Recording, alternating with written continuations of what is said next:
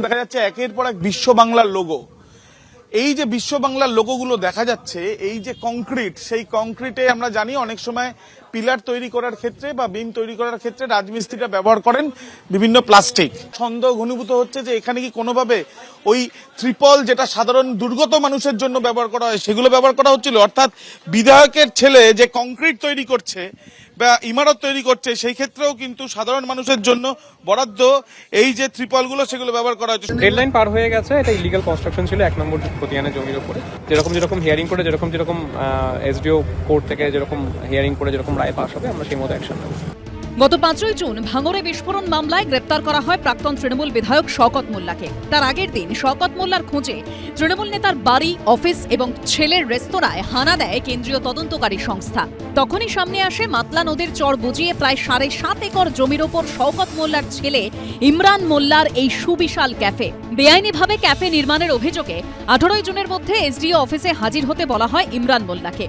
জেলা প্রশাসন সূত্রে খবর, ইমরান মোল্লা নিজে না গেলেও তাঁর আইনজীবীরা গিয়ে নথি জমা দিয়ে আসেন, কিন্তু তিনি কোনো বৈধ নথি দেখাতে পারেননি।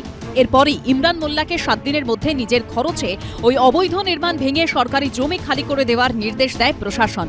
বৃহস্পতিবারই শেষ হয়েছে প্রশাসনের ডেডলাইন। এদিন সকালেই বেআইনি ক্যাফে ভাঙতে ঘটনাস্থলে পৌঁছে যায় দক্ষিণ 24 পরগনা জেলা প্রশাসন।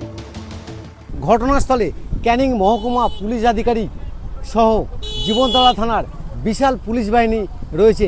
পাশাপাশি রয়েছে ক্যানিং 2 নম্বর ব্লকের বিডিও এবং বিএলআরও অফিসের আধিকারিকরা।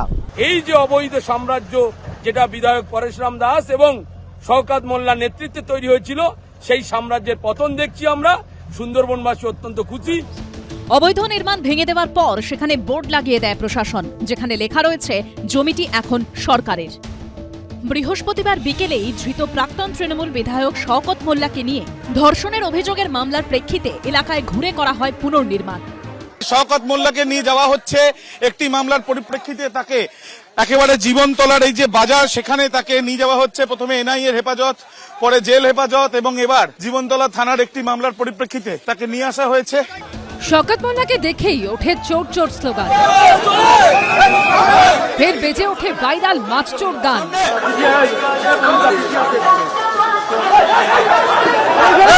আমরা কোর্টে যাব, আমরা প্রত্যেকের নামে মানহানি মামলা করবো। এইভাবে ওনাকে ঘোরাতে পারে না, কোনো আইনে নেই। আপনার বাবার নামে ধর্ষণের অভিযোগ উঠছে, এটা কি মিথ্যা? পুরোপুরি মিথ্যা। ওনাকে রাজনৈতিক ভাবে ফাঁসানো হয়েছে। আমরা যেখানে যেতে হয় যাব, কোর্টে, যেখানে এইভাবে কাউকে ঘোরানো যায় না। পরে একটি ধর্ষণের মামলায় শওকত মোল্লাকে হেফাজতে নেয় জীবনতলা থানার পুলিশ। আবির দত্ত ও শান্তনু লস্করের রিপোর্ট, এবিপি আনন্দ। এবিপি আনন্দ, এগিয়ে থাকে, এগিয়ে রাখে।